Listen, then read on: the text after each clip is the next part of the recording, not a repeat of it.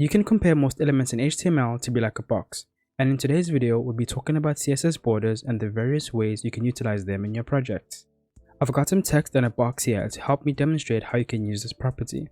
The simplest way you can get a border around any element is just by using the border property. Now after this, we can define three values for it. The first value would be the border width, basically how thick it is. Then the type of style we want, there are many styles as you will see. And finally, the color of that border. For now, we will just use 1 pixel for the border width, a solid style for the border, and then red for its color. And now if we save that, a red border should appear around the text as you can see over here. This right here is called a shorthand way to target the border of any element. It saves time and has a lot less to write. I'll move on to the box down below and show you the longer way and why you'd want to use the longer method in some cases.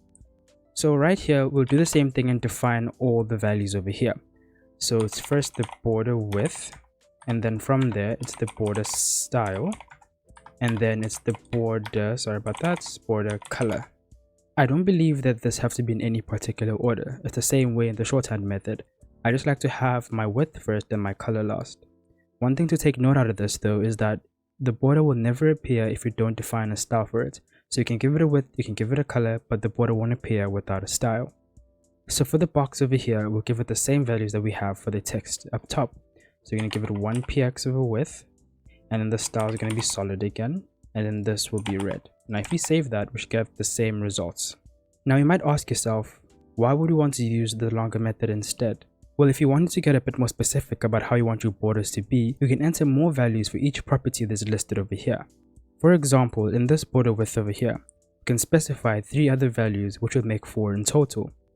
So we'll leave the first one as 1 px, and then maybe we're going to give this a 5 px, this a 10 px, and then a 20 px. If we save that, you can tell that this is a bit extreme and the borders have been thickened. So now how this order works is that this is the top, this is the right, this is the bottom, and this is the left. And that's why you can see the left being so big over here. So I'll just tone it down a bit to like 10 pixels, and then you can tell over here. If we all give them 10 pixels, then it looks a bit more uniform like that. We can even have different styles for each border side over here. So we can write solid, maybe then dotted, then we can have dashed, and then we can have ridge. So now if you save this again, the order that goes from the top to the left should be followed. And if you save that, we can tell that this is solid, that's dotted, that's dash, and that's ridge. It's more of like an indent over here. I'm just going to zoom in so you can actually see how that looks like. I will just fix everything over here and put it into original state so I can show you the last property that I want to go over today. So then 1 pixel. 1 pixel. And if you save that, it should return back to normal. This last property I'll go over is called border radius, which basically gives a curve to any element that you're targeting in the HTML. You can either target each corner specifically, or you can use the shorthand method and get pretty interesting shapes out of it. So down here, I'm just going to specify the border radius.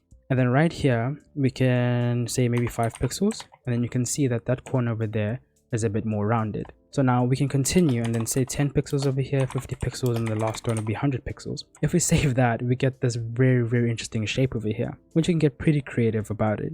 Now this was a bit extreme from the box that we had earlier, but I just wanted to demonstrate how far you can take this border radius too. So I'm just going to tone it back down just to 10 so just you can see the curved corners. Now if you wanted a perfect circle, you would have to take this all away, and if you save that, it should return back to normal.